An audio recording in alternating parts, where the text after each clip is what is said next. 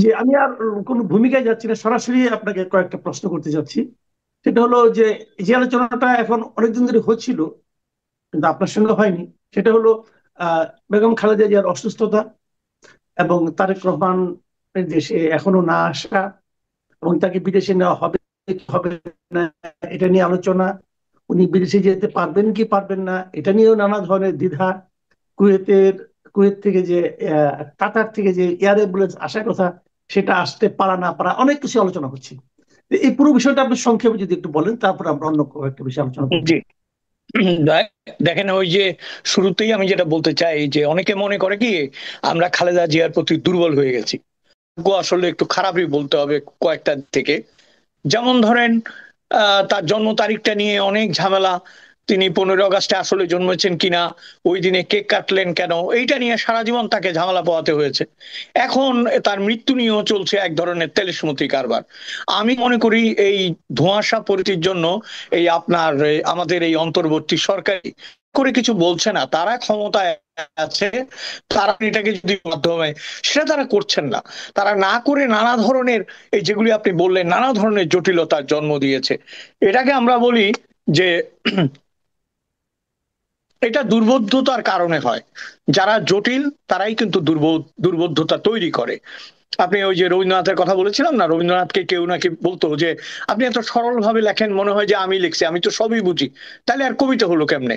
তখন রবীন্দ্রনাথ বলতেন যে যে মানুষ নিজের কাছে জটিল, সে না জটিল বিষয় উপহার দিবে, আমি তো জটিল লিখতে পারবো না। এখন ধরেন ওই যে আমাদের দেশের আধুনিক কবিতা, যেমন আকাশে উঠতেছে কাক, মাটিতে পড়ে আছে তোমার আত্মা, এবার আপনি যা বোঝার বুঝেন। তো এই রকম জটিলতা, এরকম জটিলতা তৈরি করে ফেলেছে। এখন আমি একটা ছোট্ট কথা বলি, আপনাকে শেষ করি প্রসঙ্গটা। সেটা হচ্ছে খালেদা জিয়া কিন্তু শেষ বয়সে এই নাটকটা ডিজার্ভ করে না। তার ছেলে যদি না আসতে পারে, তাকে যদি ছেলের কাছে পাঠাতে হয়, সেগুলো ক্লিয়ার কাট হওয়া উচিত। আমি বলছি কেন জানেন, আওয়ামী লীগেরা যদি এতে অসন্তুষ্ট হয়, কিন্তু সত্য হচ্ছে আমরা সবার প্রতি ন্যায় এবং বিচারের কথা বলছি, স্বচ্ছতার কথা বলছি, আমরা কোনো ব্যক্তির কথা বলছি না। এবং ওই যে আমি বললাম, তাহলে একটা প্রশ্ন উঠতে পারে যে এরকম ধোঁয়াশা তৈরির পেছনে কারণ কি? রাজনৈতিক কারণ যাই থাক, একটা গল্প আছে না যে এক লোক ডাক্তারের কাছে গেছে, গিয়ে বলছে আমার মাথায় ব্যথা, কপালে ব্যথা, এখানে ব্যথা। তো ডাক্তার ওকে বসতে বলে একবার কপাল টিপে, ওই রোগী বলে লাগে, আবার মাথা টিপে বলে লাগে, পিছনে টিপে বলে লাগে, সামনে টিপে বলে লাগে। ডাক্তার গেছে বিরক্ত হয়ে, বলে আপনি মশাই তখন থেকে খালি লাগে লাগে বলেন, কি লাগে? বলে ডাক্তার সাহেব আপনি যত টিপেন তত আরাম লাগে। বুঝছেন? তো এরা মজা পায়। এরা আমাদের এরা আমাদেরকে, মানে পুরা জাতিকে, বাঙালিকে পৃথিবীতে সব জায়গায় একটা ফ্যাসাদের মধ্যে ফেলে এরা মজা নিচ্ছে, কারণ এরা রাজনীতির মানুষ না, এরা কোন সিস্টেমেটিক মানুষ না।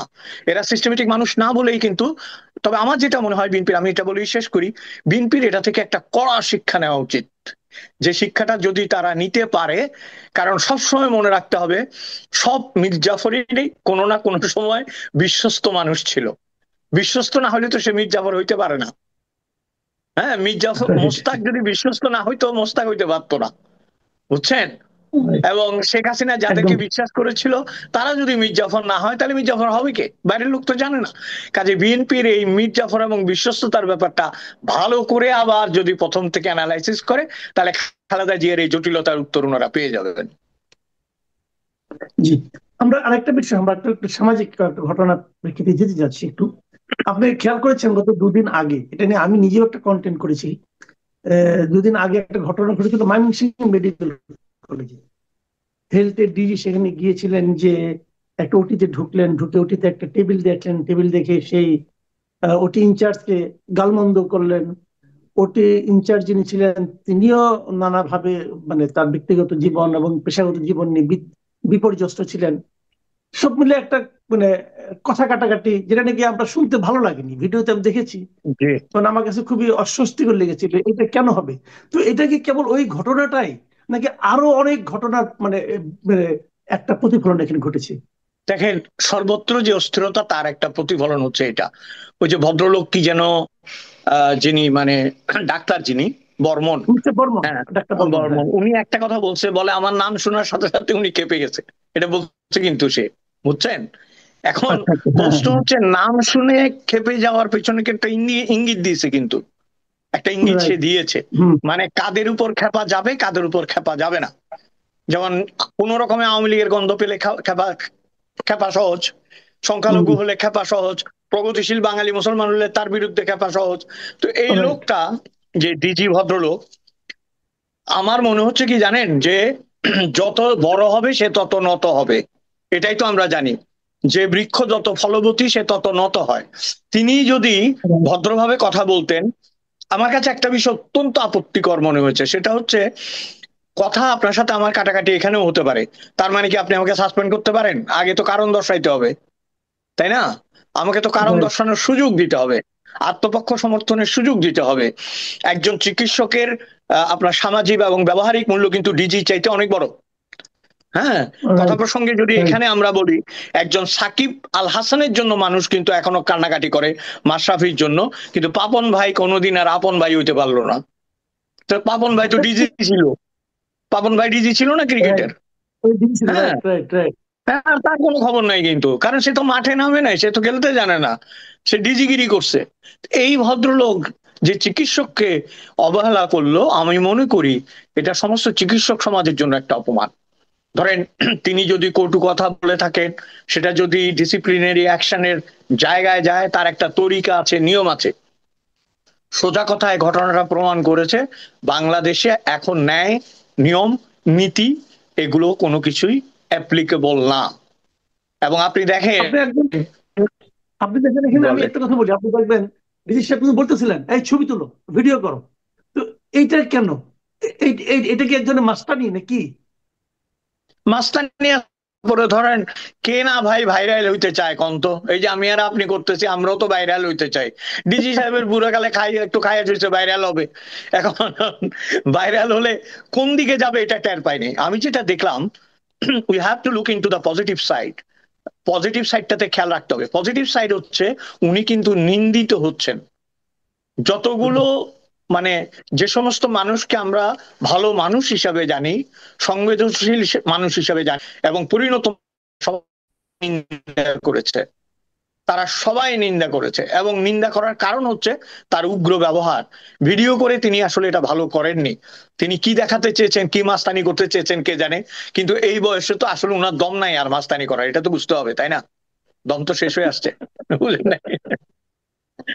আচ্ছা, দলের কথা যখন বললেন, আমি আরেকটা প্রসঙ্গে একটু আসি, যে আমরা কিন্তু সোশ্যাল মিডিয়া ইদানিং মানে খুব দম দেওয়া লোকদেরকে দেখি, মানে প্রচন্ড দম নিয়ে তারা উপস্থিত হন, এবং ভাঙতে ভাঙতে তারা স্বাধীনতাকে ভাঙতে চান, বিজয় দিবসকে ভাঙতে চান, এবং মানে আমাদের স্বাধীনতাই ছিল না এটাও বলতে চান। একজন দেখলাম এটাও বলে ফেললেন যে স্বাধীনতা আবার কি, আমরা তো 47-এ স্বাধীন হয়েছি, আবার নতুন করে স্বাধীনতা কেন? নতুনতা, এটা আসলে স্বাধীনতাই না, এটা আসলে দেশটাকে ভাঙা। এই ধরনের কথা কিন্তু আজকাল বেশ জোরে সোরে উচ্চারিত হচ্ছে। তো এগুলো কেন হচ্ছে এটা আমরা হয়তো একটু, তো ব্যারিস্টার ফুয়াদ যেটা করলেন সেটা নিয়ে আমরা সমালোচনা করতে পারি, কথার জবাব কথায় দিতে পারি, কিন্তু ওনার উপরে যে শারীরিক আক্রমণটা হলো, এটাকে কি আপনি মব বলবেন? অথবা মব যদি বলেন অথবা মব না বলেন, কেন বলবেন না? অথবা এটার উৎপত্তিটা হলো বা থেকে? জি, প্রথম কথা হচ্ছে যে আমি এখানে মনে করি যে ঢিলটি মারিলে পাটকেলটি খাইতে হয়। এখন এরকম আওয়ামী লীগও মনে করেছিল যে অপ্রতিরোধ্য, আমাকে কে মারতে আসবে, তাই না? এবং মবের আপনি যেটা বললেন, যারা এখন মার খাচ্ছে তারা তো মবের জনক। আপনার মনে আছে ফজলুর রহমান সাহেবের বাসার নিচে দাঁড়িয়ে কি ভাষায় তাকে গালাগালি করা হয়েছিল? এটা মব না? 32 নম্বরে যে আক্রমণ হুম। হয়েছে, এটা মব না? তারপরে ধরেন বিভিন্ন শিক্ষক বা আমাদের এই সিনিয়র মানুষদেরকে যেভাবে অপমান করা হয়েছে, তখন যারা মজা লুটেছে, এখন তাদের বিরুদ্ধে আবার হয়তো মব নেমে এসেছে। হ্যাঁ, মব, আমি কিন্তু কোনোটাকেই সমর্থন করছি না। ওই সময় আমরা যেমন পীড়িত হয়েছি, আহত হয়েছি, দুঃখ পেয়েছি, এখন এই ঘটনার জন্য দুঃখ পাওয়ার আগে তো আমার ওগুলো চিন্তা করতে হবে। আমি তো দুঃখ পেতে পারছি না, কারণ দুঃখ পাওয়ার জায়গাটা আপনি বন্ধ করে দিছেন, তাই না? আপনি টক শোতে গিয়ে যেসব কথা বলেছেন, যেভাবে উত্তেজিত করেছেন মানুষকে, যেভাবে দেশ ও ইতিহাসের বিরুদ্ধে বলেছেন, একটা না একটা সময় তো মানুষ রুখে দাঁড়াবেই। এটা আমার কি মনে হয় জানেন, যে যখনই এই রকম হয়, কাঁচের স্বর্গে থেকে ঢিল ছুটতে শুরু করে, কিন্তু ভুলে যায় যে নিজে কাঁচের ঘরে আছে।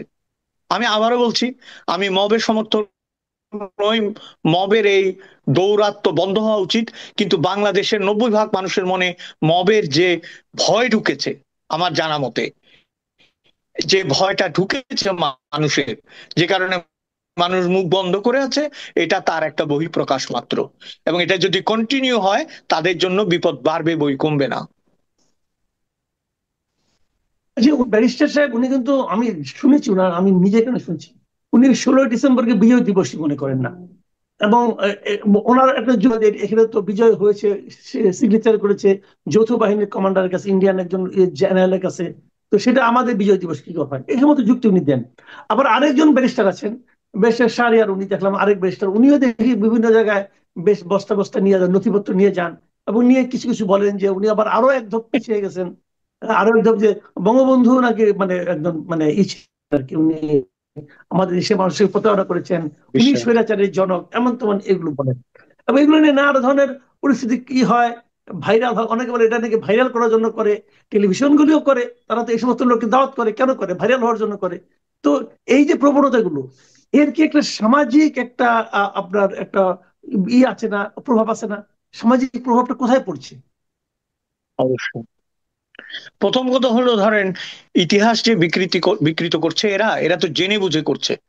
ওই যে আমি আপনাকে মানিক বন্দ্যোপাধ্যায়ের কথা বলতে চেয়েছিলাম, যে মানিক বন্দ্যোপাধ্যায় লিখেছিলেন যে তোমার ছেলে মেয়েদের এত পড়াচ্ছ কেন, তারা কি পাশ করে জজ ব্যারিস্টার হবে? এখন বাংলাদেশে যে হারে মাটি ফুরে ফুরে ব্যারিস্টার বেরিয়ে আসতেছে, হঠাৎ করে দেখবেন ব্যারিস্টারে ভর্তি হয়ে গেছে সব। এত ব্যারিস্টার দেখলে তো মানিক বন্দ্যোপাধ্যায় লিখতো যে ভাই আমার এই কথা বাংলাদেশের জন্য প্রযোজ্য না, আমি দুঃখিত। কারণ এই ব্যারিস্টার গুলো বেরিয়ে এসে, খেয়াল করবেন, একটা কথা আছে না, ইংরেজিতে একটা কথা বলতো যে আপনার some lawyer is the liar of the society. কিছু লয়ার আছে এই মিথ্যা মিথ্যা বলে, এই মিথ্যাগুলোকে ফেনিয়ে ফেনিয়ে বলছে। যেমন ধরেন আপনি যদি একটু গভীরে যান, তার কি লাভ 71কে পরাজয়ের কথা বলে? এবং আপনার এই যে 71-এর 16ই ডিসেম্বরে যে আত্মসমর্পণটা হয়েছে, এইটা একটা আন্তর্জাতিক ঐতিহাসিক দলিল। আপনার মনে আছে টাইমস তখন কাভার করেছিল ব্লাডি বার্থ অফ বাংলাদেশ? আরে এমনি এমনি করে নাকি টাইমসের মতো পত্রিকা 1971 সালে, যখন আমাদের কোনো অস্তিত্ব নাই? কারণ ওই 16 ডিসেম্বরের যে ঘটনাটা, সেটা কিন্তু কেবল মিত্র বাহিনীর কাছে নয়, ইয়ের কাছে নয়তো, মিত্র বাহিনীর কাছে নয়তো, যৌথ বাহিনীর কাছে। এবং সেখানে বাংলাদেশের একজন রিপ্রেজেন্টেটিভ উপস্থিত ছিলেন। এখন তাজউদ্দিন সাহেব রয়ে গেছেন কলকাতায়। তখন কি এইরকম জুম মিটিং এর যুগ যে তাজউদ্দিন যোগ দিবে ওখানে? তখন তো এরকম না, না। এবং যাতায়াতও তো কঠিন ছিল। কাজেই যারা পেরেছে তারা এসেছে। এবং আমি তো সবসময় বলি, আপনি সিরিয়াস কথা এসে গেছেন, আমি তো সবসময় বলি বাংলাদেশের স্বাধীনতা হচ্ছে 3 ফ্রন্টের যুদ্ধ। যেমন আন্তর্জাতিক ফ্রন্টে আমেরিকা, পাকিস্তান, চীন ছিল একদিকে, রাশিয়া আর ভারত ছিল আরেকদিকে, তাই না? তারপরে আপনার কূটনৈতিক ভাবে এটা হয়েছে। আর সামনাসামনি যুদ্ধ হয়েছে মিত্র বাহিনী, মুক্তি বাহিনী ভার্সেস পাক বাহিনী। আর রাজনৈতিক যুদ্ধ হয়েছে আওয়ামী লীগ এবং প্রগতিশীল দল বনাম ভুট্টোর পিপলস পার্টি। এটা কে অস্বীকার করবে? এভাবেই তো যুদ্ধ হয়েছে। এবং এই যুদ্ধে এই দিকটা জয়লাভ করেছে, ওরা পরাজিত হয়েছে। এখন এই পরাজয়ের ক্ষোভ আপনার তুলে নিতে চাইছে। তবু আমি বলি কি জানেন, এই ব্যারিস্টার গুলো যত এটা বলবে, তার সামাজিক এফেক্ট কিন্তু খারাপ হবে না। খারাপ হবে না কেন জানেন তো? ওই যে শরীরে যখন ফোড়া হয়, তখন পুঁজ হলে টন টন করে, ব্যথা করে, দেখবেন কাতরাতে থাকে, হাঁটতে পারে না। এদের এই অবস্থা হয়েছে। তো পুঁজ গুলো গলে গলে বেরোক, বেরিয়ে যখন পুঁজ একদম নিঃশেষ হয়ে যাবে, তখন কিন্তু ওই জায়গাটা আবার লাল হয়ে যাবে। ওই লাল হয়ে গেলে নিরাময়ের একটা জায়গা হবে। বাংলাদেশের তরুণ প্রজন্ম এত বেকুব না। এই যে দেশের নাম বাংলাদেশ, এই যে পতাকা, এই যে জাতীয় সঙ্গীত, এই যে আত্মপরিচয়, এই যে আমাদের বিজয়, এগুলো একত্রিত করেই মানুষ বাঁচে। সাময়িক ভাবে হয়তো কিছু মানুষকে প্রতারণা করে বা এইসব গলাবাজি করে বন্ধ করে রাখা যায়। বাংলাদেশ এই ডিসেম্বর মাসে দাঁড়িয়ে এই কথা বলার ফলাফল তাদেরকে ভোগ করতেই হবে। কারণ বাংলাদেশের মাটি চিরকাল উত্তর দিয়েছে, এবারও দেবে। জি, অনেক ধন্যবাদ। তোমার বক্তব্যগুলো very interesting, very updated, very interesting. তুমি শুরু করেছো আমার প্রথম আলোর মতো বিখ্যাত একটি অত্যন্ত জনপ্রিয় পত্রিকার, তাদের একটা জরিপ চালানো হয়েছে। সবচেয়ে মজার ব্যাপার হলো, এই জরিপ চালানোর পরে দেখা গেল যে বেশিরভাগ মানুষ একটি জরিপে একমত, প্রায় 95% মানুষ, যে জরিপটা ভুয়া। এই জরিপটা একটা বানানো জরিপ, এবং এটা একটা পরিকল্পিত জরিপ, এবং এটা মেলা ফাইডি একটা জরিপ। অর্থাৎ অসৎ উদ্দেশ্যে একটা জরিপ করানো হয়েছে। এই ব্যাপারে বাংলাদেশের প্রায় শতকরা 90 থেকে 95% মানুষ একমত। এইটার উপর যদি তুমি জরিপ করো তাহলে দেখতে পারবা। দেখো, ওনারা জরিপে একটা কথা বলেছে যে তারা একটা লিখিত বক্তব্য নিয়েছে, লিখিত কোশ্চেনিয়ার দিয়েছে, সেই লিখিত প্রশ্নের থেকে লিখিতভাবে এই জবাবগুলো দেওয়া হয়েছে। তাদের জরিপের বাস্তবতা প্রমাণ করার জন্য তারা বলেছেন যে তারা লিখিত নিয়েছেন। বাংলাদেশে লিখিত মানুষের সংখ্যা কত? যে প্রায় 40% মানুষ বাংলাদেশে এখনো লিখতে পড়তে জানে না। তার মানে প্রথমে 40% আউট। সে যে 59 বা 49% বলতেছে, তাহলে 40% আগেই আউট। তাহলে 60% থেকে যে জরিপটা করা হয়েছে, সেই 60% যদি 49% বলে সরকারের প্রতি তাদের আস্থা আছে, তাহলে কত দাঁড়ালো গিয়া? সেটা তো 30-এর নিচে চলে যায়, 20-25% মধ্যে চলে যায়। চরম বাস্তবতাটা কি? এখানেই তো বোঝা যাচ্ছে আমি কেন বলছি প্রথম আলো very smart people, smart paper, মানুষকে অনেকভাবে বিভ্রান্ত করে, ভালো অ্যাডভার্টাইজ পাচ্ছে, ভালো আয় রোজগার তারা করতেছে। এবং বাংলাদেশে একটি মাত্র পত্রিকা বোধ হয় যারা নিয়মিত সম্পাদকদের বা সাংবাদিকদের বেতন দেয়, কর্মচারীদের বেতন দেয়, এবং এদিক দিয়ে এই পত্রিকাটা প্রথম সারির পত্রিকা, দেশীয় আন্তর্জাতিকভাবে স্বীকৃত একটি পত্রিকা।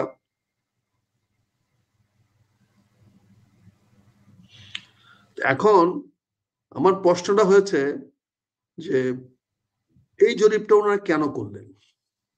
এটা নির্বাচনের সময় সবাই জরিপ করে থাকে, জরিপ করাটা অস্বাভাবিক কিছু না, এটা জরিপ হয়ে থাকে, জরিপ তারা করতে পারে। কিন্তু জরিপটার মধ্যে কেন হঠাৎ করে সরকারের প্রতি কারণ কি আছে? সরকার কি ইলেকশন দাঁড়াচ্ছে? সরকার কি নির্বাচন করতে যাচ্ছে? সরকারের পক্ষে জনমত কতটুকু আছে? তার মানে সরকার যদি 49% লোকের কাছে জনপ্রিয় হয়ে থাকে, তাহলে তো নির্বাচন হওয়ার দরকার নাই। এই সরকার তো জনগণের কাছে গ্রহণযোগ্য সরকার। কি ওনারা এস্টাবলিশ করতে চাচ্ছেন, কি প্রতিষ্ঠিত করতে চাচ্ছেন বাংলা জনগণের সামনে, উদ্দেশ্যটা তো আমাদের ভয় লাগতেছে। কারণ প্রথম আলো যা চায়, ঘুরিয়ে ফিরে আজকে যা চায়, কালকে ঘুরিয়ে ফিরে তাই ঘটে, তাই তারা ঘটাইতে সহায়ক হয়। তারা বাংলাদেশের অনেক অঘটনের পটীয়সী, অনেক অঘটন বাংলাদেশে তারা ঘটিয়েছে, অতীতেও, বর্তমানে ঘটিয়ে যাচ্ছে, আগামীতেও তাদের ঘটানোর সম্ভাবনা এবং সক্ষমতা দুইটি তাদের আছে। কাজে জরিপটার মধ্যে আমাদের মনে হয়েছে যে জরিপটা উদ্দেশ্য প্রণোদিত, এবং জরিপটা নির্বাচনের কাউন্টার একটা চ্যালেঞ্জ হিসেবে সে দাঁড় করাতে চাচ্ছে। সে বলতে চাচ্ছে যে নির্বাচনের মতো নির্বাচনের প্রয়োজনীয়তা জনগণের সামনে নাই।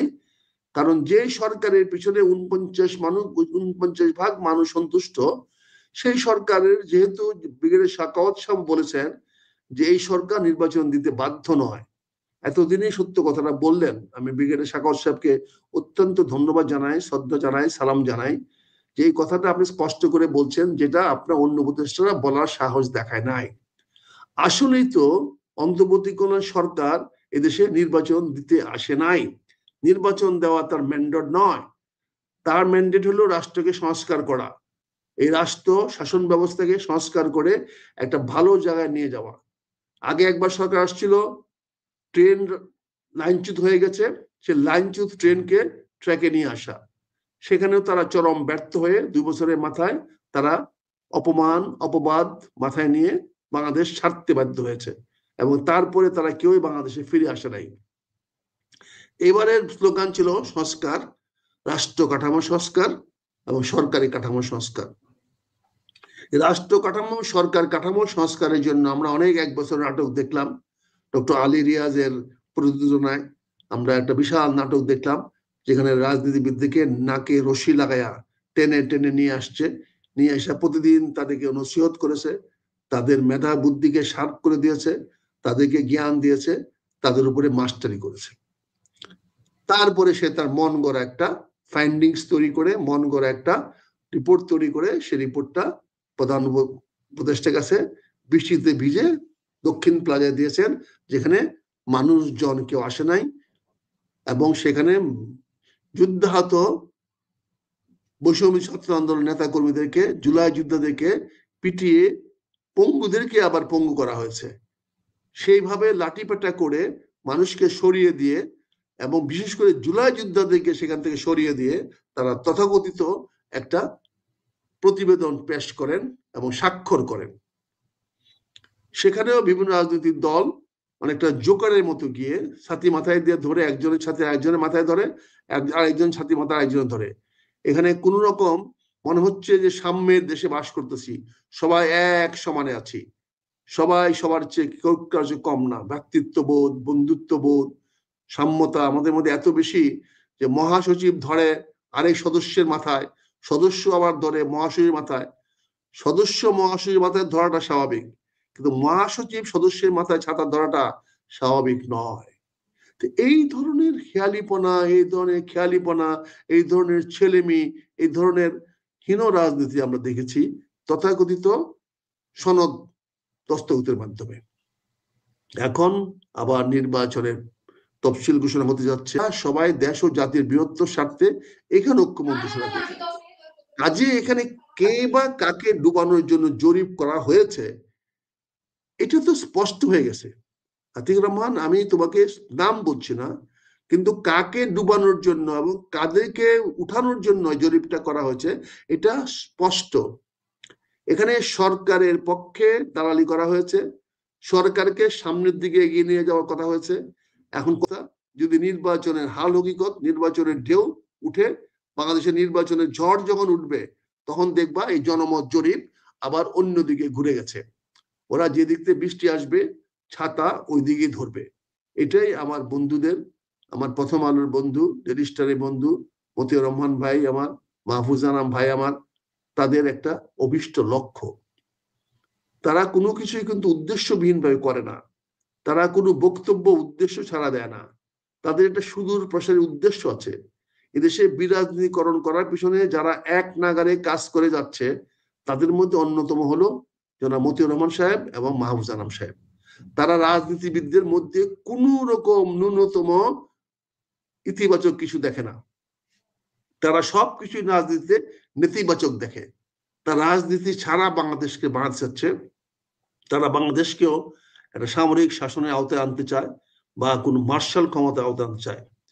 মার্শাল ক্ষমতার বা বিপ্লবী সরকারের ক্ষমতায় আনাটা তাদের জন্য ঝুঁকিপূর্ণ, তাই তারা আকারে ইঙ্গিতে প্রকান্তরে তারা একটা সামরিক শাসক বা সামরিক শাসক মানে কি বলে সাপোর্টেড বা ব্যাকড বাই মিলিটারি অথরিটি, এরকম একটা সরকারকে তারা পছন্দ করে এবং এই ধরনের সরকার তারা স্বাচ্ছন্দ্য বোধ করে।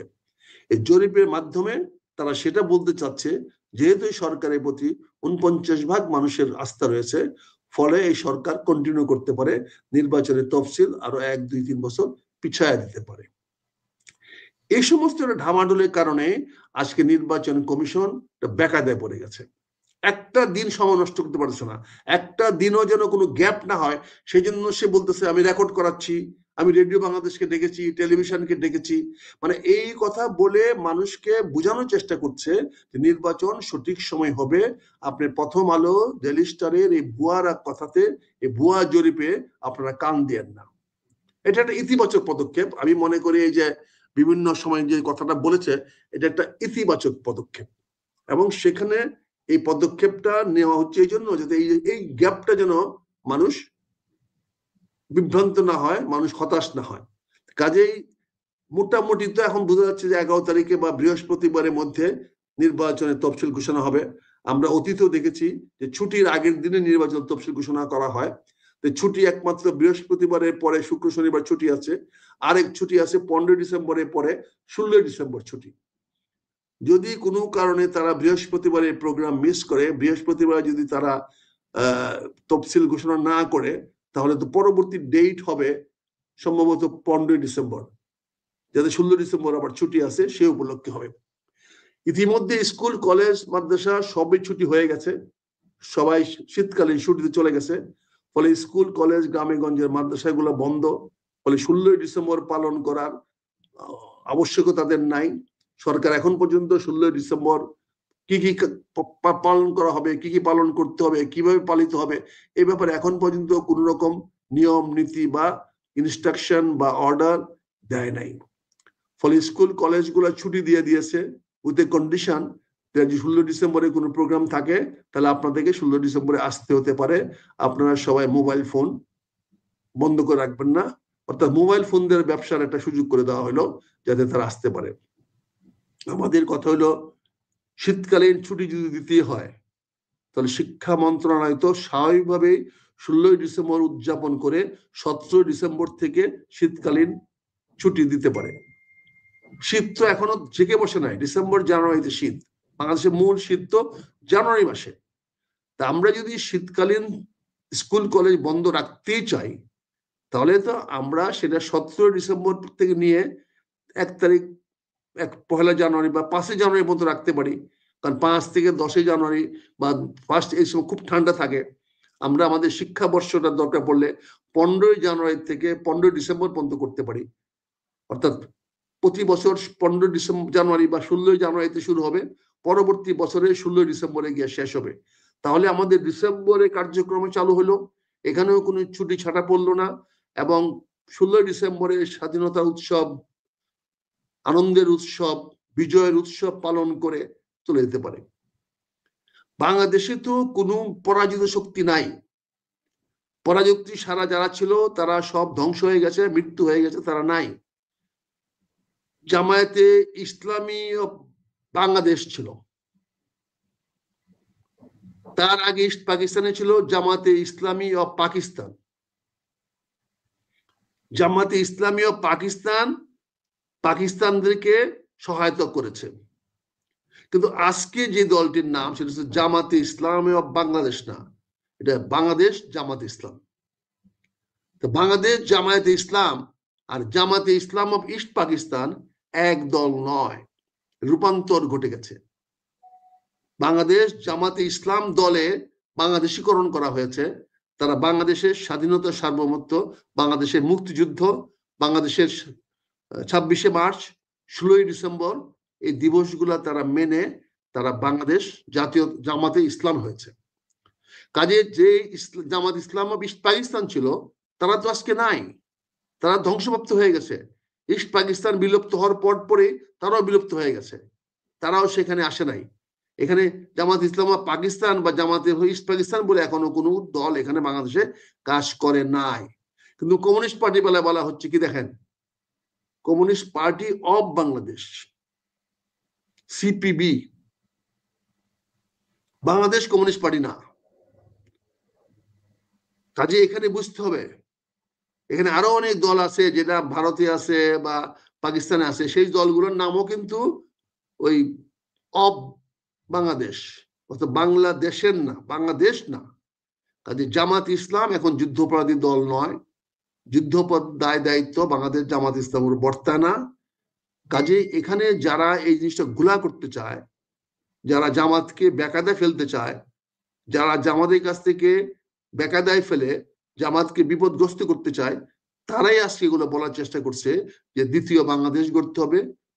বাংলাদেশকে দ্বিতীয় তৃতীয় গড়ার তো প্রশ্ন নয়, বাংলাদেশকে নতুন করে গড়েন, ভালো করে গড়েন, সুন্দর করে বলেন, বাংলাদেশকে দ্বিতীয়বার গড়েন, তৃতীয়বার গড়েন। কাকে? বাংলাদেশকে। নতুন বাংলাদেশ কোন শব্দ হতে পারে না, শব্দ হবে বাংলাদেশকে নতুন করে গড়বেন। হ্যাঁ, এটা অধিকার সবার আছে। বাপদাদার ভিটা ছিল, বাপদাদার ঘর ছিল, সেটা সংস্কার করবেন, প্রয়োজন পড়লে দরকার পড়লে ঘর ভেঙে নতুন ঘর করবেন, কিন্তু ঘরটা তো বাপের ভিটার মধ্যে হইতে হবে, বাপের ভিটার বাইরে যেতে পারবেন না। তো বাংলাদেশের ভৌগোলিক সীমার বাইরে তো আর বাংলাদেশকে বানাতে পারবেন না। আর যদি বাংলাদেশের তাহের সাহেবের স্বপ্ন যদি বাস্তবায়িত করতে চান, আমি তাহের সাহেবের সঙ্গে একমত যে চলেন না বাংলাদেশের সীমানাটা বর্ধিত করি, আরো বাড়াই। সেই জন্য যদি একটা যুদ্ধ করতে হয়, চলেন আমরা এই বুড়া বসা নয় আপনার সঙ্গে নেতৃত্বে যুদ্ধ করব, কিন্তু সেটা তো অলিক কল্পনা হবে, সেটা হলো আষাঢ়ে গল্পের মতো শোনাবে। কাজে আমরা বাংলাদেশটাকেই বাপদাদার ভিটাতে যে বাংলাদেশ গঠন করেছি সেই বাংলাদেশটাকে সুন্দরভাবে আরো ভালোভাবে গড়ে তুলি, এটাই হবে আমাদের প্রত্যাশা। কাজে এখানে জামাতকে আঘাত করার চেষ্টা করা হচ্ছে, জামাতকেও এই তথাকথিত এই ভুয়া তথাকথিত এবং ভুয়া এই জরিপের মাধ্যমে বাংলাদেশের জনগণের জনপ্রিয় দলগুলোকে হেয় প্রতিপন্ন করার চেষ্টা করা হচ্ছে। জামাত ইসলামকে করা হচ্ছে, বিএনপিকে করা হচ্ছে, কিন্তু তাদের সাহস নাই এনসিপি নিয়ে কোনো কথা বলতে। দেখেন এখানে খুব খেয়াল করে দেখেন, বিপ্লব, বিপ্লব উত্তর বা বিপ্লব পূর্ব কোনো কথা তাদের নাই, কোনো প্রশ্ন তাদের নাই। এই বিপ্লবে মানুষ সন্তুষ্ট কিনা এরকম কোনো প্রশ্ন তাদের মধ্যে নাই। তাহলে বোঝা যেত তাদের উদ্দেশ্যটা কি। এনসিপির বিরুদ্ধে তার একটি কথা বলে নাই, নতুন রাজনৈতিক দল যে হয়েছে তাদের প্রতি আপনাদের প্রত্যাশা কি, এই ধরনের কোনো প্রশ্ন নাই। কাজে এখান থেকে বোঝা যায় যে তার মূল লক্ষ্যটা হলো জনপ্রিয় দুটি রাজনৈতিক দলকে হেয় প্রতিপন্ন করা। ইতিমধ্যে তারা আওয়ামী লীগকে নকআউট করতে পেরেছে, ইতিমধ্যে তারা আওয়ামী লীগকে অপ্রাসঙ্গিক করতে পেরেছে, ইতিমধ্যে আওয়ামী লীগকে তারা নির্বাচনে মাঠ থেকে সরিয়ে দিতে পেরেছে। এখন তাদের সামনে রয়ে গেছে বিএনপিকে কি করে মাঠ থেকে সরাবে। পাশাপাশি জামাতের বিরুদ্ধে কথা বলা শুরু করে দিয়েছে। জামাতও তাদের বিকল্প নয়, তাদের বিকল্প হলো এনজিও ভিত্তিক একটা রাষ্ট্র, সামরিক শক্তি দ্বারা গঠিত হবে, যারা সেই দেশটা চালাবে, যেটা মুরসির পরে আপনার ইজিপ্টে হয়েছে, মিশরে হয়েছে। মিশরেও কিন্তু জামাত ইসলামের মতো মুরসির দল, ব্রাদারহুড অফ ইসলাম, তারা কিন্তু ক্ষমতায় আসছিল, কিন্তু তারা ক্ষমতায় টিকে থাকতে পারে নাই। তারপরে সেনা ব্যাক্ট মিলিটারি শাসন দেয়া মিশর চলতেছে।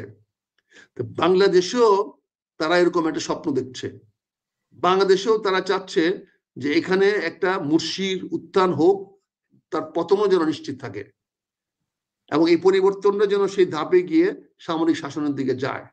তো এইটা হলো প্রথম আলোর বন্ধুদের, ডেইলি স্টার বন্ধুদের অত্যন্ত স্বপ্নের ধন। তারা এটা, এই স্বপ্নটা তারা লালন পালন করে আসছে, সেখানে বিদেশি অনেক শক্তির কাছ থেকে তারা মদত পাচ্ছে, শক্তি করছে।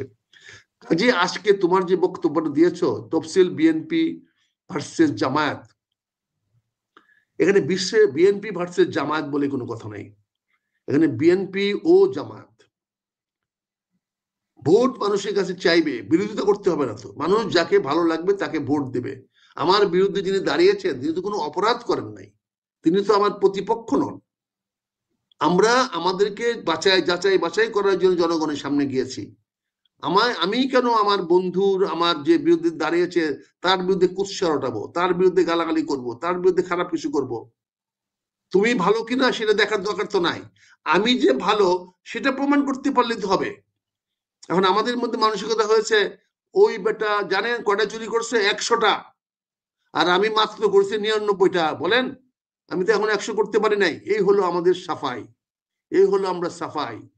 আমরা সাফাই গাই কি, আমার প্রতিপক্ষ 100টা অপরাধ করেছে আর আমি করেছি কয়টা, মাত্র 99টা। ফলে আমি তার চেয়ে একটা কম আছি, আমি তখন 100 অতিক্রম করতে পারি নাই।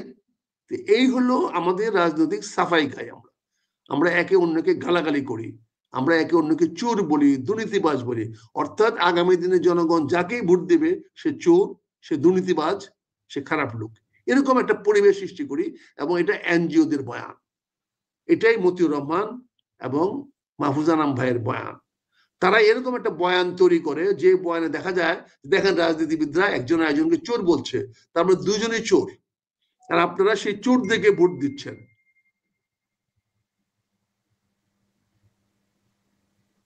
এখন সেটাই আমি বলছি।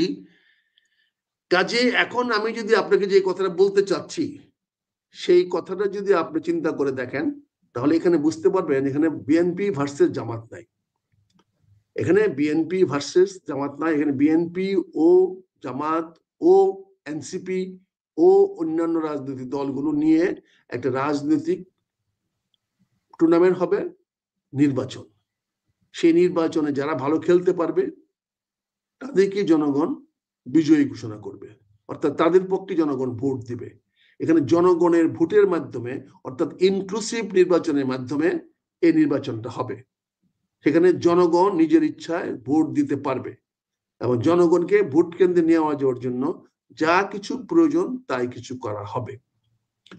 পরবর্তীতে তুমি যে কথাটা বলেছ, যা রাশেদ যে কথাটা বলেছে 50 প্রার্থীকে হত্যা করবে, অত্যন্ত বিনয়ের সঙ্গে বলছি, রাশেদ অনেক বয়সে কম, এদের মুখে এত বড় কথা মানায় না।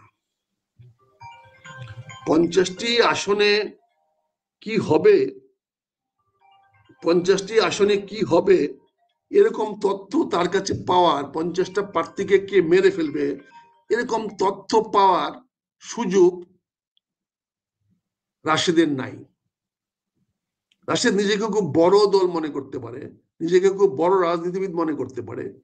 হ্যাঁ, আমি তাকে বড় মনে করি, উদীয়মান মনে করি, বিকশিত রাজনীতিবিদ মনে করি, তার সামনে আরো ভবিষ্যৎ ভালো আছে মনে করি। কিন্তু এই ধরনের বক্তব্য, হত্যা করার বক্তব্য, বলেন এখন যদি আমাকে কেউ প্রশ্ন করে যে আওয়ামী লীগের 50 প্রার্থী হত্যা করা হবে, আপনিও টক শোতে কথা বলেছেন, দায়িত্ব জ্ঞানহীন এবং এটা অত্যন্ত সস্তা রাজনীতি, এটার সঙ্গে আমি একমত নই এবং আমি মনে করি এই ব্যাপারে আমার আলোচনা করারও কোনো সুযোগ তেমন নাই।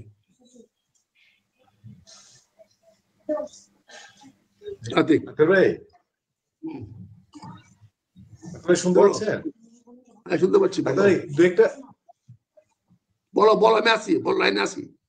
আচ্ছা, একটু দর্শকদের দু একটা প্রশ্ন ছিল, যেহেতু আমরা আজকে হেডলাইন করেছি তফসিল বিএনপি ভার্সেস জামাত, আওয়ামী লীগ কি 50 প্রার্থী হত্যা করবে কিনা, তারপরে কাকে ডুবানোর জয়, প্রথম আলোর বিষয়টা আমরা পেয়েছি, অন্যান্য বিষয়গুলো উঠে এসছে, আপনি সঙ্গে সঙ্গে জামাতের বিষয়ে বিশ্লেষণ করেছেন।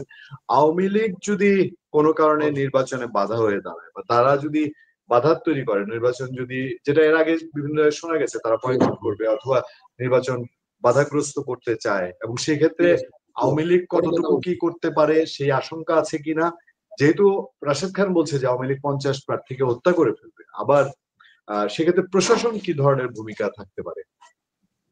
না, এটা রাশেদ, এটা ভুয়া কথা। প্রশাসন কি নেবে? 50টা প্রার্থী হত্যা করবে, এটা কোনো বেসলেস কথা, এটা যুক্তিপূর্ণ কথা নয়। এই কথার কোনো রকম ভিত্তি নাই।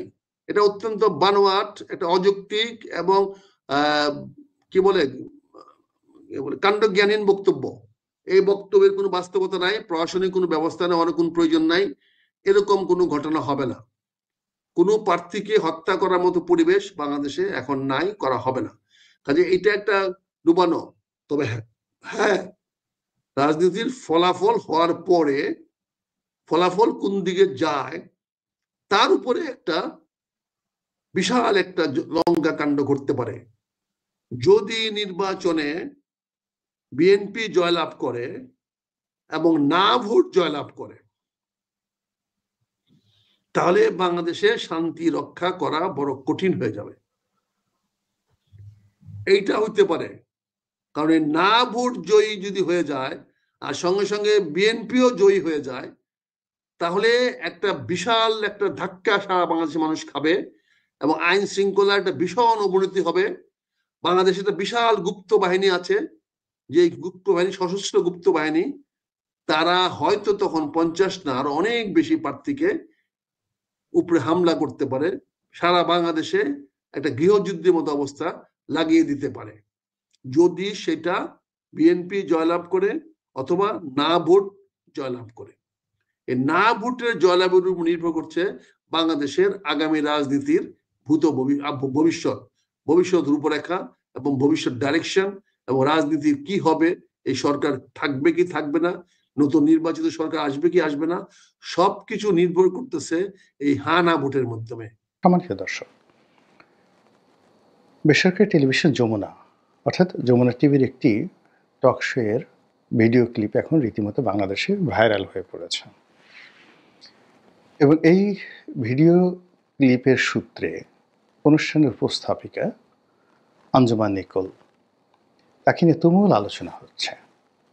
আওয়ামী লীগের যারা সমর্থক, মুক্তিযুদ্ধের যারা সমর্থক, তারা এই বিজয়ের মাসে অর্থাৎ 2025 সনের ডিসেম্বর মাসে এরকম একটি ঘটনা, এরকম একটি ভিডিও ক্লিপ, এবং সেই ভিডিও ক্লিপে একজন অনুষ্ঠানের উপস্থাপিকার যে অনবদ্য উপস্থাপন, সাহস, তার যে দক্ষতা এবং প্রত্যুৎপন্নমতিত্ব, এই প্রত্যুৎপন্নমতিত্বের প্রশংসায় সারা দেশ রীতিমতো পঞ্চমুখ। অন্যদিকে যারা স্বাধীনতা বিরোধী শক্তি, চক্র, রাজাকার, আলবদর আর শামস, তাদের কাছে এখন এই ভদ্রমহিলা বা এই যে আঞ্জুমান নিকোল, তিনি রীতিমতো একজন মূর্তিমান আতঙ্কের নাম। তাকে নিঃসন্দেহে গালাগাল করা হচ্ছে, হুমকি দেওয়া হচ্ছে, এবং তাকে চাকরিচ্যুতির জন্যে নানাভাবে সামাজিক মাধ্যমে যে সকল কুলাঙ্গার রয়েছে বা ইনফ্লুয়েন্সার হিসেবে যারা নিজেদেরকে গত 14 মাসে যথেষ্ট প্রভাব বিস্তার করেছে, সে সকল কুলাঙ্গার যারা আছে তারা এই ভদ্রমহিলার জীবনকে তছনছ করে দেওয়ার জন্য নানা রকম নেতিবাচক কথা তারা প্রচার করছে।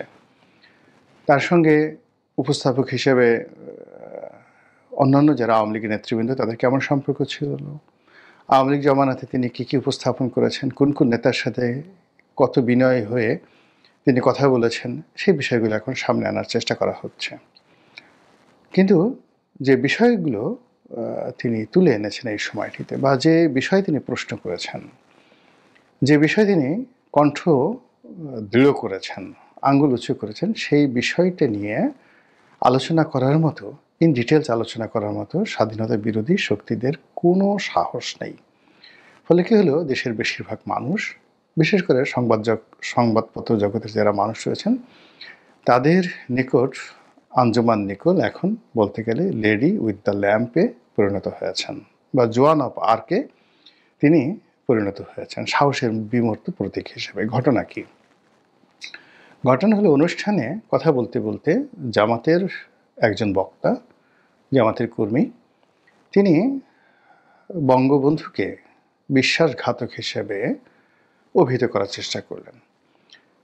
আপনারা জানেন যে মহান মুক্তিযুদ্ধের সময়ে কতগুলো ঘটনা, তার মধ্যে বঙ্গবন্ধু গ্রেপ্তার যেটা হলেন 25শে মার্চ তারিখে, এটাকে স্বাধীনতা বিরোধীরা মনে করেন যে বঙ্গবন্ধু তাদেরই মতো আত্মসমর্পণ করেছিল বা পাকিস্তান প্রীতিতে বিমুগ্ধ হয়ে তিনি পাকিস্তানে চলে গিয়েছিলেন, অথবা তিনি জুলফিকার আলী ভুট্টো, ইয়াহিয়া খান, টিক্কা খান, তাদের সঙ্গে তিনি একটি সম্পর্ক বা আতাত করে পুরো জাতিকে একটা যাকে বলা হয় যুদ্ধের মুখে ঠেলে দিয়ে, রাজাকার আলবদর আর শামস তাদের যাকে বলা হয় আক্রমণের মুখে ফেলে দিয়ে তিনি চলে গেছেন। কাজেই তিনি জাতীয় বীর হতে পারেন না, তিনি জাতির সঙ্গে বেইমানি করেছেন, মুনাফিকি করেছেন, এই ধরনের কথাবার্তা কিন্তু আড়ালে আবডালে তারা বলে আসছিল, এবং তাদের বিভিন্ন বই পুস্তকে তারা এইভাবেই বিষয়গুলিকে উপস্থাপন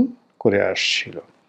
কিন্তু এই গত 14 মাসে আমাদের রাষ্ট্রে স্বাধীনতা বিরোধীদের যে দাপট, তারপরে প্রো লিবারেশন ফোর্স যেভাবে আমাদের রাজনীতি থেকে এই মুহূর্তে দূরে আছে, আর অ্যান্টি লিবারেশন ফোর্স যেভাবে শক্তিমত্তা দেখাচ্ছে, তাতে করে আসলে বঙ্গবন্ধুকে গালি দেওয়া এখন একটা ডাল ভাতের বিষয়। যেখানে বঙ্গবন্ধুর নামকে উচ্চারণ করতে ভয় পাচ্ছে, যেখানে বঙ্গবন্ধুর যে সকল ভাস্কর্য রয়েছে ভেঙে চুরে চুরমার করে দেওয়া হচ্ছে, যেখানে সে সকল ভাস্কর্যের যে বঙ্গবন্ধুর মাথার অংশ যেটাকে খুলি বলা হয়, সেটিকে ভেঙে সেই খুলির মধ্যে মনুষ্য বিষ্ঠা দিয়ে তারপর সেই খুলি ফেলে দিয়ে পৈশাচিক নৃত্য করা হচ্ছে, সেই বাংলায় একজন আঞ্জুমান নিকোল যখন বলেন এই বিজয়ের মাসে বঙ্গবন্ধুকে নিয়ে আপনি যে বক্তব্য দিলেন, তাকে বিশ্বাসঘাতক বললেন, আমি এই মঞ্চে দাঁড়িয়ে আমার যে নোট অফ ডিসেন্ট, আমার যে প্রতিবাদ, সেটা আমি জানিয়ে রাখলাম, ইটস এ হিস্ট্রি। আপনি এটা যে সাহস, এটা যে শক্তি, এর যে দৃঢ়তা, এর যে আগুন, এটা কল্পনা করা যায় না। যারা ওই দৃশ্য দেখেছেন মনে হচ্ছিল যে 71-এর রণসঙ্গীত বাজছিল। আঞ্জুমান নিকোল যখন এই কথা বলছিলেন তখন মনে হচ্ছিল যে 71-এর যে রণসঙ্গীত সেটা বাজছিল। 2 নম্বর হলো যে মুক্তিবাহিনীর যে অস্ত্রগুলো সেগুলো গর্জন করে উঠছিল, গ্রেনেড, বোমা, রাইফেল, SLR থেকে শুরু করে যত রকম অস্ত্র মুক্তিযোদ্ধাদের হাতে ছিল, সেইগুলো ঠাস ঠাস ঠাস ঠাস করে ফুটে যেভাবে হানাদারদের বুক ঝাঁঝরা করে দিত 1971 সনে নিকোলের সেই কথাগুলো এতটা দুর্বার গতি নিয়ে, দুর্নির্বার গতি নিয়ে স্বাধীনতা বিরোধীদের পাঁজরকে ছিন্ন বিচ্ছিন্ন করে দিচ্ছিল। এবং এখনও সামাজিক মাধ্যমে সেটা যেভাবে ট্রেন্ডিং হচ্ছে, প্রতিটা মুহূর্তে রাজাকার আলবদর আশামস থেকে শুরু করে স্বাধীনতা বিরোধীদের ঘুম হারাম করে দিয়েছে। তো এই হলো নিকোলের ঘটনা। আমি আর এই বিষয় নিয়ে ইন ডিটেলস বলবো না, আমি শুধুমাত্র যে কথাটা বলতে চাই যে এরকম নিকোল হঠাৎ করে তৈরি হচ্ছে কেন। যে আমতারেক একটা সময় ৩২ নম্বর ভাঙার কাজে নিজেকে নিয়োজিত করেছিল, সে কেন এখন মুক্তিযুদ্ধের পক্ষে কথা বলছে? কিংবা হঠাৎ করে ১৮০ ডিগ্রি অ্যাঙ্গেলে গিয়ে বিএনপির যিনি ভারপ্রাপ্ত চেয়ারম্যান আছেন জনাব তারেক রহমান, তিনি কেন এই মুহূর্তে স্বাধীনতা বিরোধীর বিরুদ্ধে তার কণ্ঠকে বুলান্ত করে ফেলেছেন? এর কারণ হলো বঙ্গবন্ধু, স্বাধীনতা আন্দোলন, মহান মুক্তিযুদ্ধ।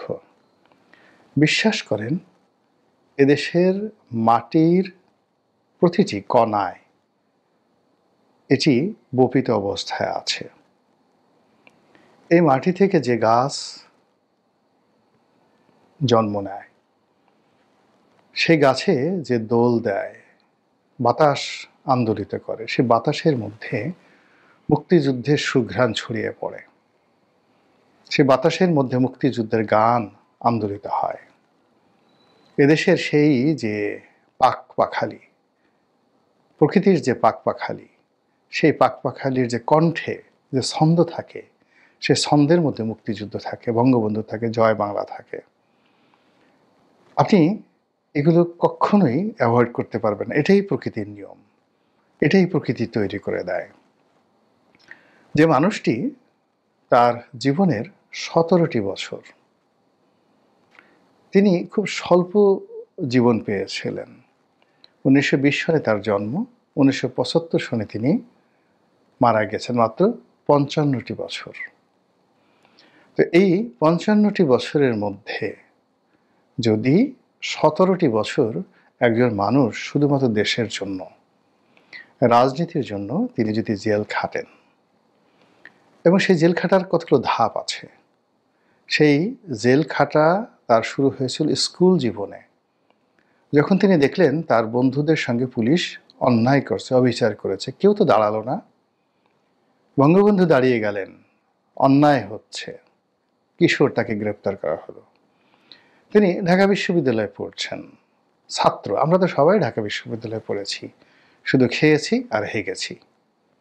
কিন্তু তিনি ঢাকা বিশ্ববিদ্যালয়ে পড়াকালীন অবস্থায় ওই যে বিভিন্ন হলের কিংবা রেজিস্টার বিল্ডিংয়ের, কলা ভবনের, সায়েন্স অ্যানেক্স বিল্ডিংয়ের যে সকল তৃতীয় এবং চতুর্থ শ্রেণীর কর্মচারী মানবেতর জীবনযাপন করছিলেন, তারা হঠাৎ করে আন্দোলনে নামলেন। সেই আন্দোলনে নেতৃত্ব দিলেন বঙ্গবন্ধু শেখ মুজিবুর রহমান, এবং সেই কারণে তিনি জেলে গেলেন। এবং ৫২ ভাষা আন্দোলনের সময় তিনি এই কারণে জেলে ছিলেন। এখন বলেন তো, এই শহরে অনেক লোক বিশ্ববিদ্যালয়ে পড়েছে, কিন্তু বিশ্ববিদ্যালয়ের ছাত্রদের আন্দোলন নিয়ে, রাজনীতি নিয়ে, জাতীয় রাজনীতি নিয়ে, জাতীয় ইস্যু নিয়ে অনেক আন্দোলন করেছেন, কিন্তু আর্তমানবতার সেবায় আন্দোলন করেছেন, মুমূর্ষু রোগীর জন্য আন্দোলন করেছেন, আর তৃতীয় চতুর্থ শ্রেণীর মানুষের জন্য, কর্মচারীর জন্য আন্দোলন করেছেন। এরকম মানুষ যদি বাংলাদেশে খুঁজেন, একজনই পাবেন, বঙ্গবন্ধু শেখ মুজিবুর রহমান। ফলে ওই বিশ্ববিদ্যালয়ের ক্যাম্পাসের কোন জায়গাতে আপনি তার নাম মুছে দেবেন? ওই বিশ্ববিদ্যালয় ক্যাম্পাসের প্রতিটি লতা পাতা যতদিন ওই বিশ্ববিদ্যালয়ে থাকবে, ওখানে যতদিন তৃতীয় এবং চতুর্থ শ্রেণীর কর্মচারী থাকবে, তাদের ভালোবাসা, প্রেম, প্রার্থনা, এই প্রার্থনা অটোমেটিক স্বয়ংক্রিয়ভাবে ইথারের মাধ্যমে আঞ্জুম আর নিকোলদের মতো মেয়েদের কণ্ঠে, গোলাম মোল্লা রনিদের মতো ছেলেদের কণ্ঠে এগুলো গান হয়ে বের হবে। এটা আপনি বন্ধ করতে পারবেন না। তারপর কি হলো? তিনি, আপনি বোঝার চেষ্টা করেন, এখন ডক্টর মোহাম্মদ ইউনূসের ভয়ে সকালে কত মানুষ হার্ট ফেল করছে, বিকেলবেলা থরথর করে কাঁপছে। আর তিনি সারাটি জীবন ইস্কান্দার মির্জার সঙ্গে তিনি লড়াই করেছেন, মোহাম্মদ আলীর সঙ্গে, লিয়াকত আলীর সঙ্গে লড়াই করেছেন, হোসেন সৈয়দ সরওয়ার্দির সঙ্গে লড়াই করেছেন, খাজা নাজিমুদ্দিনের সাথে লড়াই করেছেন। কে না? ইয়াহিয়া খান, টিক্কা খান থেকে শুরু করে কার সঙ্গে বঙ্গবন্ধু লড়াই করেননি। এবং প্রত্যেকবার তিনি জেলে গেছেন এবং জেলে গিয়ে কখনো তিনি হাউমাউ করে কাঁদেননি। প্রত্যেকবারই তিনি জেলে গিয়ে এক একটা ইতিহাস তৈরি করেছেন, আর সেই ইতিহাস তৈরি করে জেল থেকে বিজয়ীর বেশে বের হয়ে নতুন আরেকটি ইতিহাসের পাদপীঠ তৈরি করেছেন। সেই মানুষ কেন ৭১ পালাবেন, কেন আত্মসমর্পণ করবেন? এই কথা যারা বলে, মূলত কাপুরুষ যারা, অপদার্থ যারা, জ্ঞান পাপী যারা, এবং একেবারে যাকে বলা হয় পাপে পাপে যাদের মনোমস্তিষ্ক জর্জরিত হয়ে গেছে, তারা কেবলমাত্র এইরকম একজন বীরকে এই কথা বলতে পারে সে পালিয়ে গেছে। বোঝার চেষ্টা করুন, এই শহরে তো বহু মানুষকে গ্রেপ্তার করা হয় এখনো পর্যন্ত, বা আমাদের এই সমাজে বহু মানুষকে হত্যা করা হয়। হত্যা করার পর ধরুন একটা পরিবারের যখন কাউকে নির্মমভাবে খুন করা হয়, সেই দৃশ্য দেখে পরিবারের সকল মানুষ মুহূর্তের মধ্যে ভারসাম্য হারিয়ে ফেলে। ৭৫-এর 15 আগস্ট যখন বঙ্গবন্ধুকে তারা গ্রেপ্তার করতে আসলো, তাদের মূল টার্গেট ছিল বঙ্গবন্ধুকে গ্রেপ্তার মানে হত্যা করা নয়, তারা বঙ্গবন্ধুকে নিয়ে যেতে চাচ্ছিল অক্ষত অবস্থায় ক্যান্টনমেন্টের মধ্যে। That was their master plan. কিন্তু ঠিক সেই সময়টিতে বঙ্গবন্ধু যখন তাদের সামনে দাঁড়ালেন, এটা ইতিহাস, এটা আমার কথা নয়, ইতিহাস। তিনি যখন দাঁড়ালেন তখন তার হাতে পাইপ, তিনি সেই উইনমোর, সেই তামাকের তৈরি যেটি পাইপ, যেটি টানতেন তিনি ঐতিহ্যগতভাবে ওই সময়টাতে, সেটা তিনি হাতে টানছেন। দৃঢ়তার সঙ্গে তিনি সিঁড়ির মধ্যে দাঁড়িয়ে আছেন। তিনি জানেন যে তার স্ত্রীকে হত্যা করা হয়েছে, লাশ, তার ঘর ভর্তি শুধু লাশ। তার শিশুপুত্র রাসেলকে হত্যা করা হয়েছে, তার পুত্রবধূ, তার সন্তানদেরকে হত্যা করা হয়েছে, এবং দোতলায় লাশের গন্ধ এবং রক্তের গন্ধে পুরো দোতলার পরিবেশে একটা পৈশাসিক অবস্থা তৈরি হয়েছে। তার মধ্যে তিনি দাঁড়িয়ে সাহসের সঙ্গে যারা আততায়ী, তাকে হত্যা করার জন্য এসেছিল, হত্যাকারী, তাদের সামনে সিনা উঁচু করে তিনি বললেন, তোমরা কারা, কেন এসেছো? এত বড় সাহস! এই মানুষটি পাকিস্তান আর্মির কাছে আত্মসমর্পণ করবে এ কথা বিশ্বাস করেন পৃথিবীর কোনো নির্বোধ প্রাণীও বিশ্বাস করবে না। আর এই ধরনের দুষ্ট বুদ্ধি কোনো হায়না, কোনো সজারু, কোনো শেয়াল কিংবা অন্য কোনো নিকৃষ্ট প্রাণী, তাদের মনোমস্তিষ্কে এই ধরনের নেতিবাচক কোনো কথা আসবে না। আমরা মানুষ এত খারাপ, এতটা অকৃতজ্ঞ, এই অকৃতজ্ঞতার কারণে স্বয়ং আল্লাহ বলেছেন যে ওরা পশুর চেয়েও খারাপ। তো সেই মানুষ আমরা যারা আমাদের প্রতি আল্লাহর যে নিয়ামতগুলো রয়েছে, সেই নিয়ামতের শুকরগুজার আমরা কোনো কালই করতে পারিনি। ফলে এই দেশের জন্য যে সকল ভালো মানুষ ছিলেন, আমরা সবাইকে অপমান করেছি, সবাইকে হারিয়েছি এবং নিজেরা এতিম হয়ে পড়েছি। আর এর প্রেক্ষিতে এই সময়টিতে গত 14 মাসে বঙ্গবন্ধুকে নিয়ে যে সকল নিষ্ঠুর প্রচারণা চলছে, যে সকল তাণ্ডব চলছে মুক্তিযুদ্ধকে নিয়ে, ইতিহাস বিকৃতির যে হোলি খেলা শুরু হয়েছে, এই হোলি খেলার মধ্যে হুটহাট করে সেই নুরুল দিনের সারা জীবনের মতো কণ্ঠ ভেসে আসছে জাগোবাহে কণ্ঠে সবাই। যে নিকোল এই সময় যে কথা বললেন, তার মুখ দিয়ে এই কথা আসার কথা নয়, কিন্তু এসে গেছে। নিকোল নিজেও জানে না সেই কথা কিভাবে বলল আর কেন বলল। কাজেই আগামী তো দেখবেন যে এরকম আর অনেকের কণ্ঠ দিয়ে হঠাৎ করে এইভাবে আগুন বের হয়ে গেছে, যে আগুনে সকল চক্রান্ত জ্বলে পড়ে ছারখার হয়ে যাবে। মহান আল্লাহ আমাদের সবাইকে হেদায়েত দান করুন এবং হেফাজত করুন। আসসালামু আলাইকুম ওয়া রাহমাতুল্লাহি ওয়া বারাকাতুহু। মৌলিক প্রার্থীরা নির্বাচনে অংশ নিতে পারবেন, এটি এখনো আনুষ্ঠানিক কোনো ঘোষণা না। যেহেতু আওয়ামী লীগ দলগতভাবে নির্বাচনে অংশ নিতে পারবে না, ফলে আওয়ামী লীগের সমর্থক নেতা কর্মীরা, যাদের বিরুদ্ধে কোনো গণহত্যার, দুর্নীতি, লুটপাটের কোনো অভিযোগ নেই, তেমন আওয়ামী লীগের নেতাকর্মীরা বা যে কেউ আওয়ামী লীগের সহানুভূতিশীল ব্যক্তি নির্বাচনে অংশ নিতে পারবে। স্বতন্ত্র হিসেবে এই ব্যাপারে কোনো বাধা থাকবে না।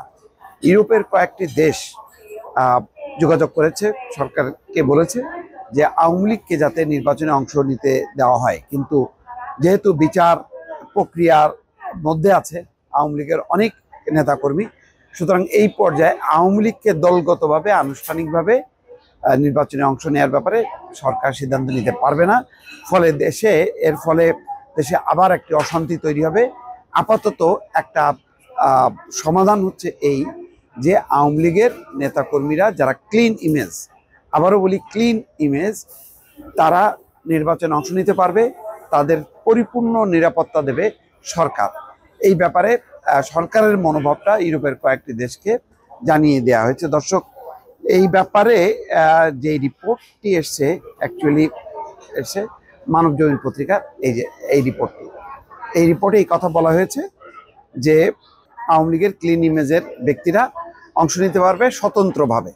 যেটি খবরে আরও বলা হচ্ছে যে আওয়ামী লীগের একটা অংশ তারা দলগতভাবে সংগঠিত হতে চেয়েছিল, কিন্তু শেখ হাসিনা তাতে রাজি হননি বা সায় দেননি।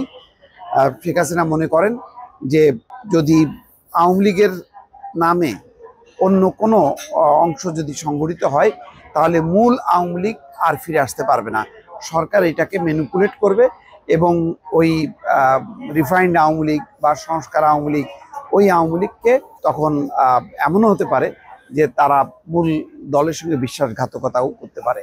সুতরাং সার্বিক বিবেচনায় শেখ হাসিনা মনে করেন লড়াই সংগ্রামের মধ্য দিয়ে এবং পরিবর্তিত রাজনৈতিক পরিস্থিতিতে আওয়ামী লীগ আবার ফিরে আসতে পারবে, সেই কারণে মত দেননি। কিন্তু আওয়ামী লীগের স্বতন্ত্র প্রার্থীরা বা যদি কেউ আওয়ামী লীগ মোনা কেউ নির্বাচনে অংশ নেয়, সেই ক্ষেত্রে আওয়ামী লীগ বাধা দেবে না এবং সরকার তাদের নিরাপত্তা দেবে, এমন একটি আলোচনা কিন্তু ভেতরে ভেতরে চলছে। এটাই হচ্ছে মানব জমিনের সূত্র। দর্শক, আমি আগেই বলেছিলাম যে অনেকটা পিটিআই এর মতন লাস্ট নির্বাচনে পিটিআই কিন্তু দলগতভাবে অংশ নিতে পারেনি। পিটিআই এর সদস্যরা স্বতন্ত্রভাবে নির্বাচন করেছে এবং বিভিন্ন প্রতীক নিয়ে নির্বাচন করেছে, কিন্তু ওইসব নির্বাচন এলাকার জনগণ জানে যে অমুকে হচ্ছে পিটিআই এর প্রার্থী এবং এত পরিমাণ তাদেরকে ভোট দিয়েছিল যে দেখা যাচ্ছিল যে পিটিআই সমর্থিত স্বতন্ত্র প্রার্থীরাই মানে বেশি আসনে জয়ী হচ্ছে।